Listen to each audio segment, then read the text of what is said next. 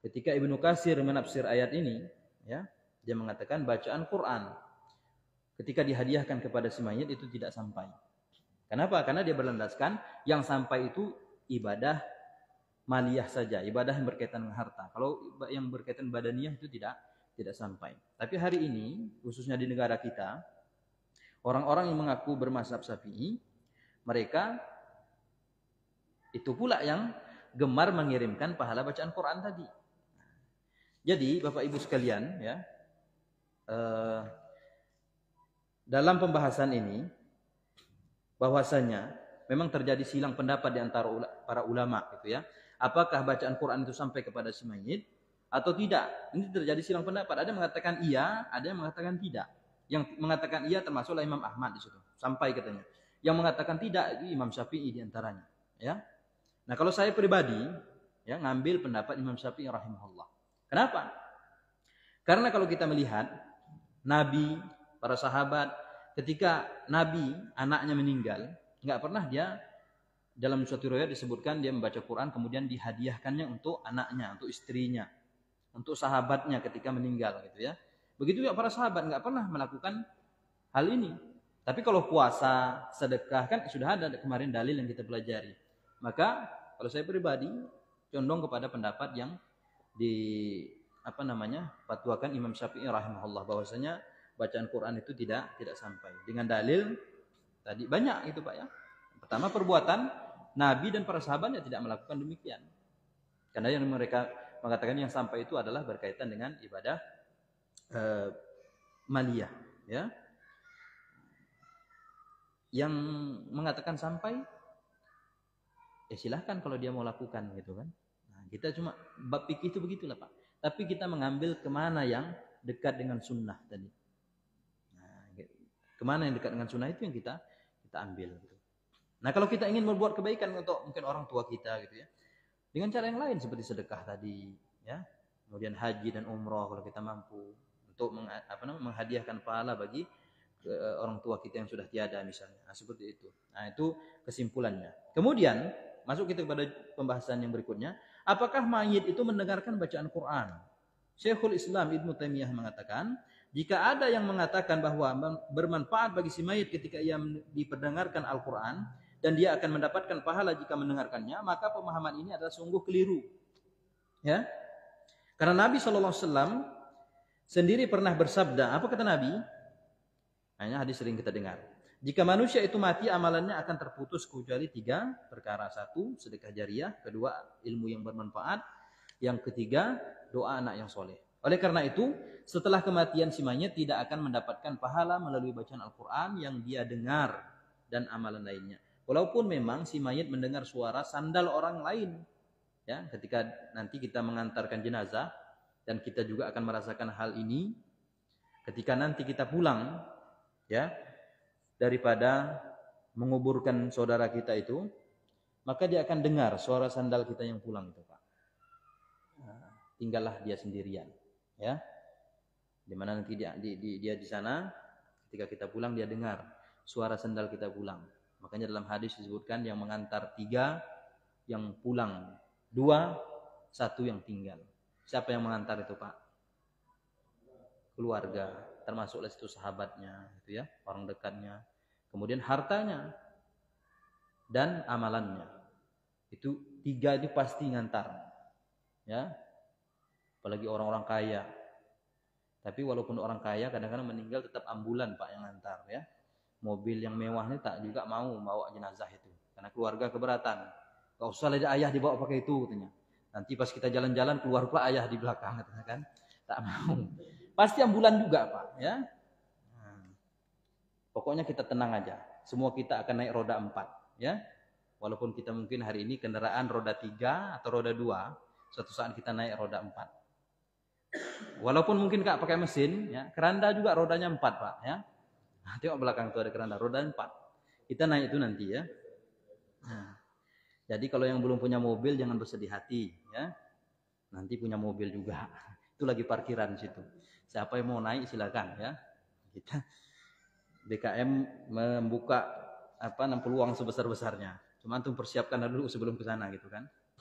Nah, jadi 3 itu yang mengantar. Yang dua ini pulang. Nah, keluarga ini ya atau sahabat-sahabatnya ketika pulang kedengaran Pak si mayit itu. Kemudian didatangilah nanti para malaikat, ya. Yang menemani di sana siapa? Amalannya. Jika amalannya baik, maka amalan itu menyerupai orang yang sangat tampan.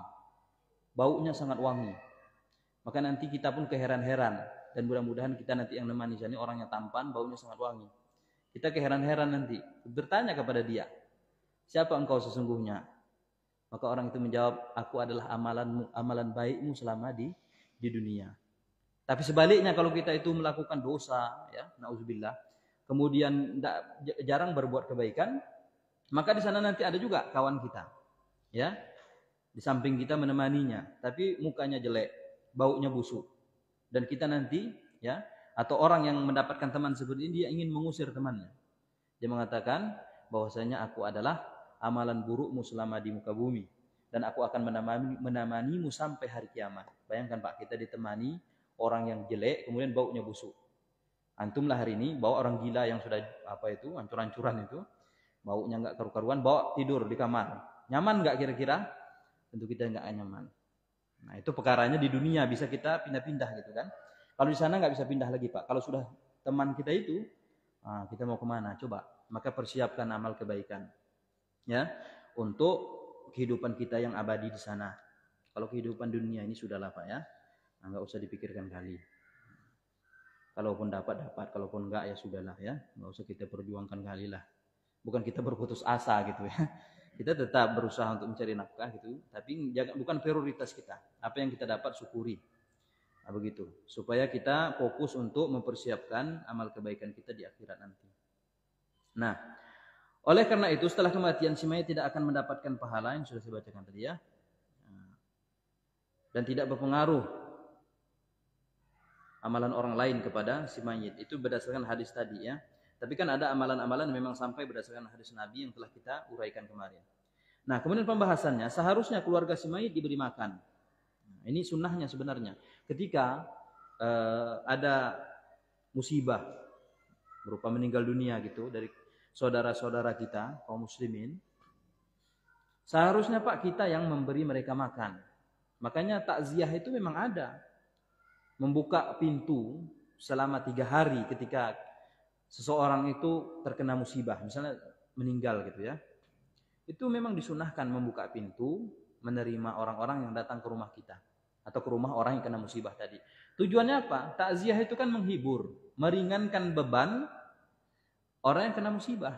Kalau kalau sekarang ini kan kebalikannya, orang yang kena musibah itu dia yang keberatan, mendapatkan kesulitan-kesulitan. Kenapa? Dia harus menghidangkan makanan, harus menjamu tamu-tamu yang datang. Itu kan sudah mukhalifus sunnah, menyelisih sunnah. Seharusnya kita buka 3 hari. Kalau kita enggak pula 3 hari gitu ya. Hari ketiga. Bukan 3 hari. Sebenarnya 3 hari. Ya, hari pertama, hari kedua, hari ketiga. Itu buka pintu lebar-lebar supaya orang datang. Dan sunnahnya yang datang ini yang bawa makanan. Tidak ada ritual-ritual baca-bacaan apa-apa di situ, zikir nggak pernah, nggak ada. Ya, jelasnya dia datang bawa makanan, hiburkan dia. Kalau dia seorang dai mungkin ya apalah dia sedikit, ya macam-macam tausiah lah, cuma nggak resmi-resmi kali nasihat-nasihati itu Pak ya, tentang mengingat kematian, kemudian mengingat yang ditinggal supaya bersabar, kemudian memperbanyak amal soleh, doa untuk orang-orang yang sudah pergi itu, begitu seharusnya. Kemudian kasihlah dia makanan, kalaupun mungkin dia susah gitu ya, mungkin dikasihlah duit gitu ya, nggak masalah, supaya dia terhibur dan kesedihan daripada musibah yang menimpanya itu cepat berlalu. Kan nggak boleh kita berlarut-larut dalam kesedihan setelah meninggalnya seseorang. Nah itu sunnahnya. Nah masyarakat kita kaum muslimin hari ini kebalikannya ini, menyelisih sunnah. Nah, bagaimana dengan acara mereka yang membuat makanan itu? Ulama mengatakan makanan itu adalah makanan ratapan, tidak boleh kita makan, Pak. Ya, makanan ratapan itu namanya. Nah, Syekhul Islam Ibnu Taimiyah mengatakan apabila keluarga mayit membuatkan makanan lalu mengundang orang-orang, maka ini bukanlah sesuatu yang disyariatkan. Ini bukan disyariatkan. Dan ini berat Pak prakteknya, apalagi kita punya keluarga. Kadang-kadang ini yang jadi problem di keluarga kita ya. Semacam ini termasuk ajaran yang tidak ada tuntunannya. Ya. Bahkan Jarir bin Abdullah mengatakan, kami menganggap bahwa berkumpul-kumpul di kediaman si mayit, lalu keluarga si mayit membuatkan makanan, ini termasuk niyahah, meratapi mayit yang jelas terlarang.